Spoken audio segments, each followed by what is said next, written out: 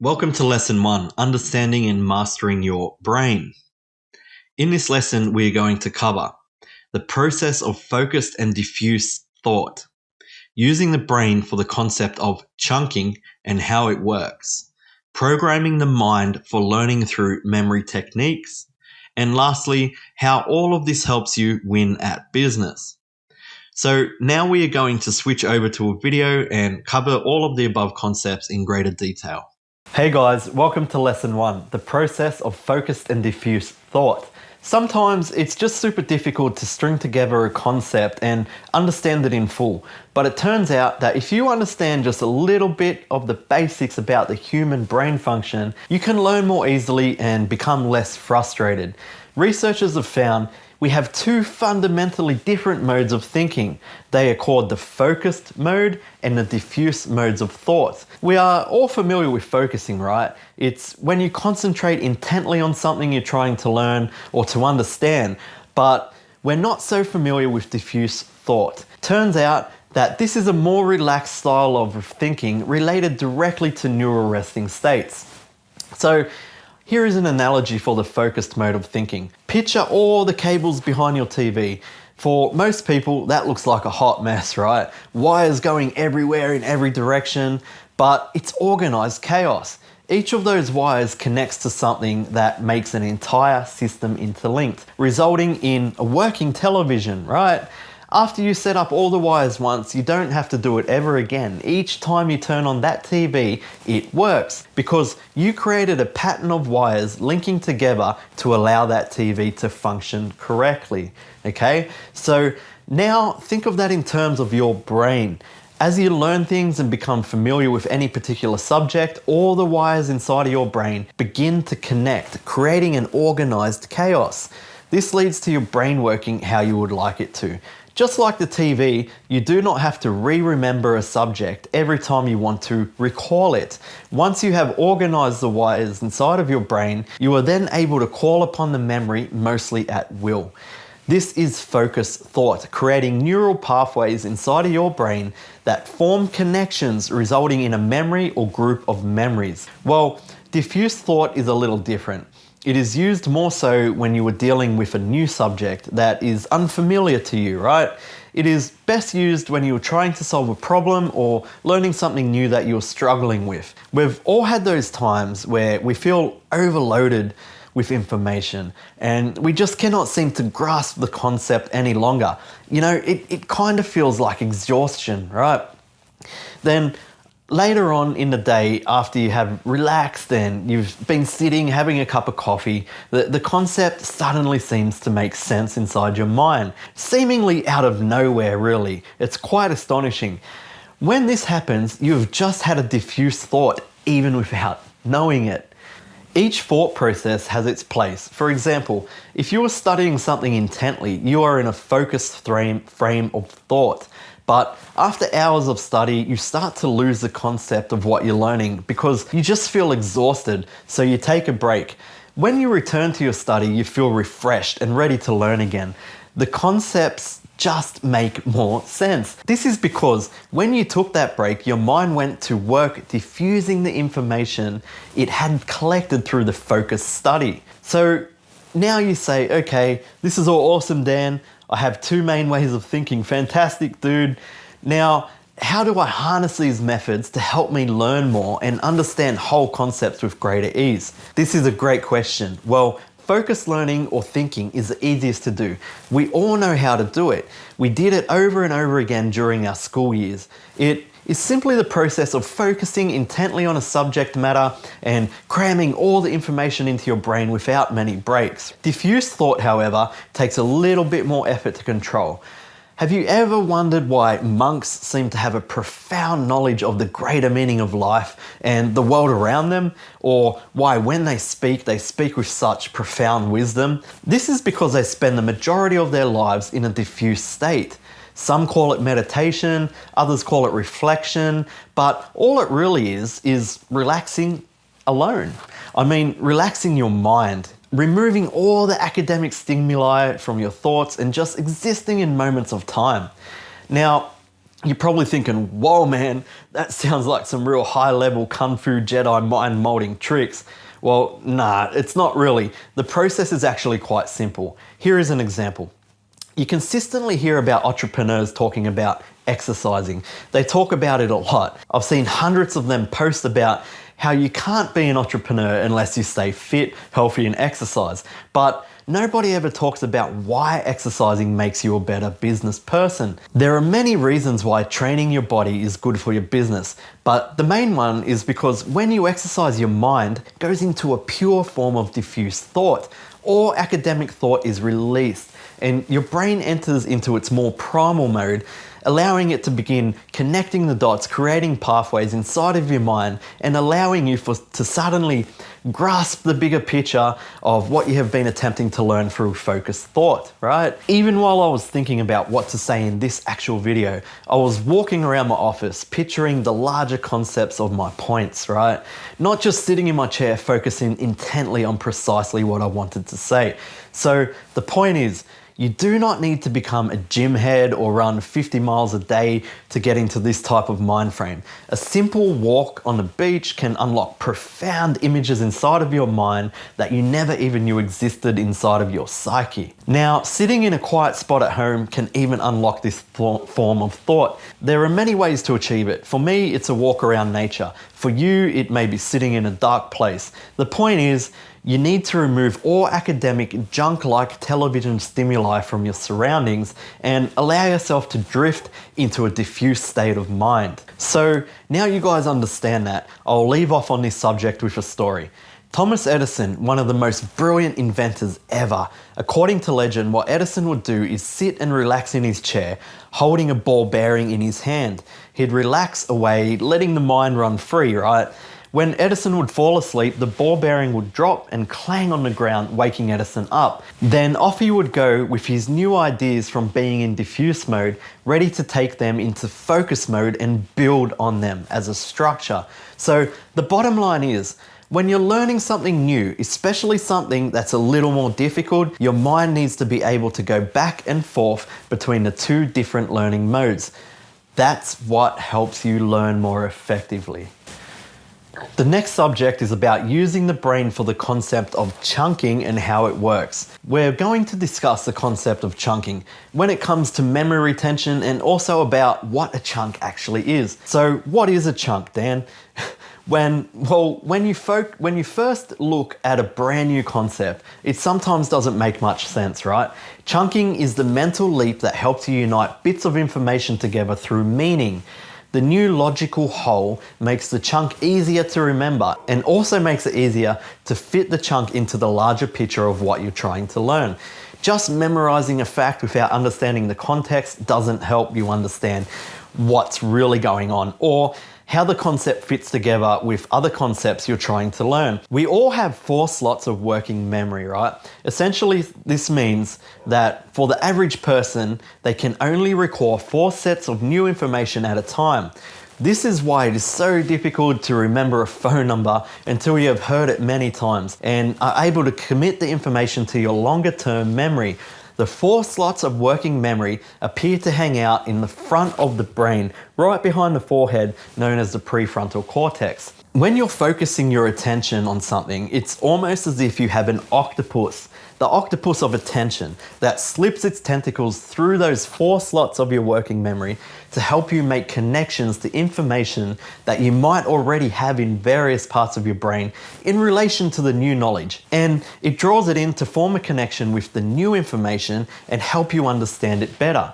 Chunks are essentially pieces of information bound together through meaning or use. For example, if you are reading a long book, it is easy to lose the concept of the book through the many chapters, thus finishing the book without truly understanding the larger picture. However, if you first read all the chapter's headings, browse over the contents, and read the back of the book, you have now committed to memory the larger picture, the concept of what the book represents. So Now when you are reading the content in more detail, you are able to take that knowledge into the working memory. Your octopus comes in and it brings forth the memories of the concept, merging it with the new knowledge and creating a chunk of information. The entire process of a chunk is to connect new pieces of information with already retained knowledge about the subject inside of your mind, right? When you are able to link together new information with the conceptual knowledge already held inside of your normal memory, then you have created a chunk of information that will be much easier to call upon at a later date when you need it. So you have now connected neurons inside of your brain in such a way that the octopus of attention is able to reach in along a pathway that is well traveled and known to the octopus to bring that knowledge back into your working memory and conscious thought. So what's the best way to form chunks or memories on a topic that you want to learn that are easy to access, making you an expert in that said field? Well, research has shown the most effective way to achieve this is through repetition and creativity. We will cover creativity in the memory techniques section of this training. For now, let's talk about repetition. So, focused practice and repetition has always been a way for humans to have learned new tasks. Watching another perform a task and then doing it yourself over and over again until you can almost do it without conscious thought. This is essentially what the focused step-by-step modules are for inside of this training. I would suggest really watching them a number of times and then performing them over and over again yourself until they become like second nature. This entire first module that I'm teaching you right now, it's more of a diffuse training module that you should be opening up your mind to and pondering on with relaxation and little academic thought, really. It is more of a relaxed state of free thought than it is of focused thought with deep intent. In a nutshell, chunking helps your brain run more effectively. Once you chunk an idea, a concept, or an action, you don't now need to remember all the little underlying details. You've got the main idea, the chunk, and that's enough. So the next topic is called Programming the Mind for Learning Through Memory Techniques. In this section, we're going to delve deeper into memory. Another key to memorization is to create meaningful groups that simplify the material. There are many memory techniques such as acronyms.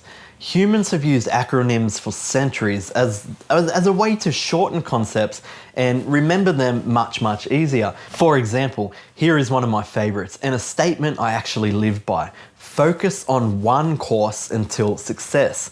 An easier way to remember this statement would be simply remembering one single word. That word is focus. Focus on one course until success. Another way I am able to commit information to my long-term memory is through a method called the memory palace technique. This is a very visual way to remember any content you need to remember.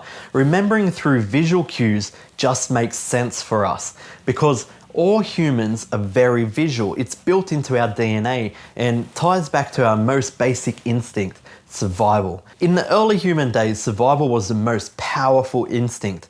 If you went to a river to collect water and a creature came from the depths and ate one of your kin, that image would be burned into your memory, ensuring every time you saw a river, you would be very wary. Even if you had no words for such things, the visual is enough. Another instance dating back to early human times is navigation.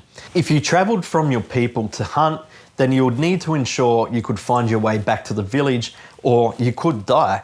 So we would use visual cues such as landmarks, landscapes, and stars. See, it just makes sense that we can retain more knowledge through visualization simply because our species has been learning this way for many more millennia than we have been learning academically. So the memory palace method is a particularly powerful way of grouping things that you want to remember. It is a very simple concept and involves you calling to mind a building or place that you know very well. For me, it is the house that I grew up in. I remember every nook and cranny inside of that house, so it is the perfect place for my memory palace. First, you need to construct a detailed image of a building inside of your mind.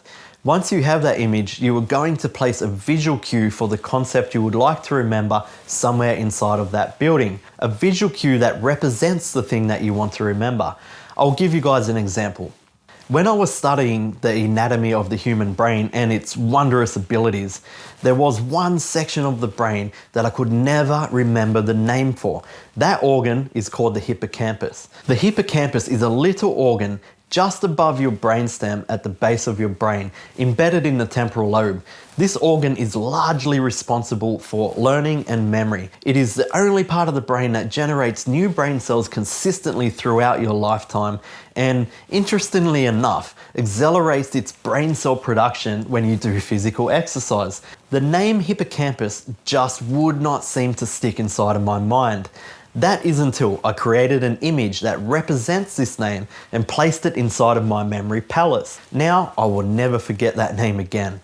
I conjured up an image in my mind of a hippopotamus sitting on a log in front of a fire next to his tent camping in the backyard. Then every time I visited my memory palace, I would see the hippo camping in the backyard, and the name hippocampus would instantly flow into the working memory of the forefront of my mind.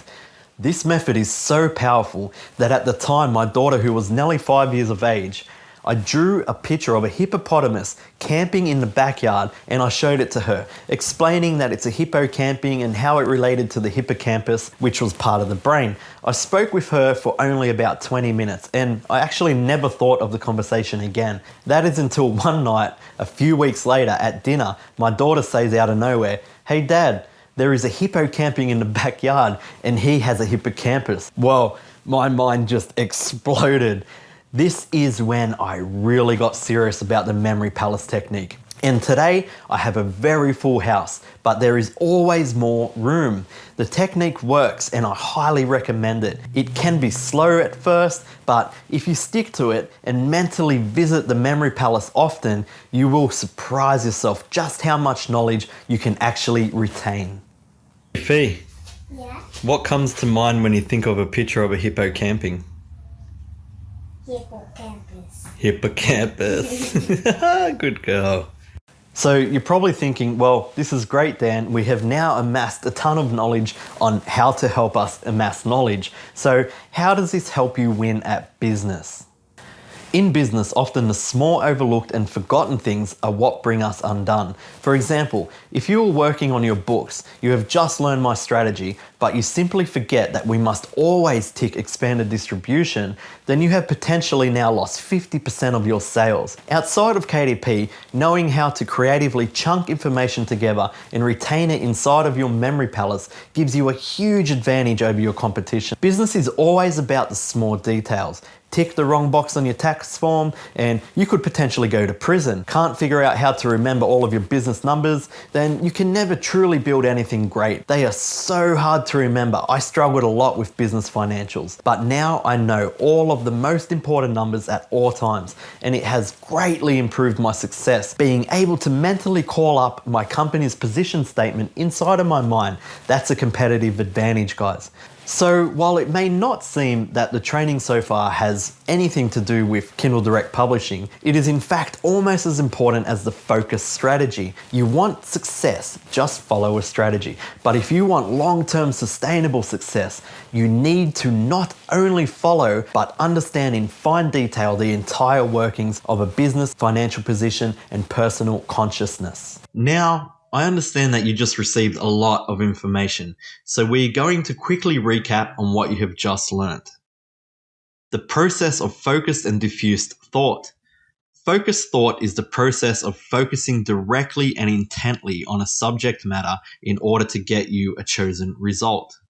Diffuse thought is the process of clearing your mind and looking at the entire concept from a detached viewpoint. In order to truly learn or implement something well, it is important that you are able to switch between both modes efficiently and know when to take these actions. Number 2, using the brain for the concept of chunking and how it works. Chunking is the ability to see a concept from a diffuse angle and understand the larger picture. This is important because now when you learn in a more focused way, it is easier to connect the dots and form a chunk of information inside of your mind that is easier to recall. You will notice before every lesson in this training, we will undergo a bird's eye view before we get into the focused training. This is so that you can understand the concept of the training and its ultimate goal, resulting in the focused knowledge making more sense and being easier to remember.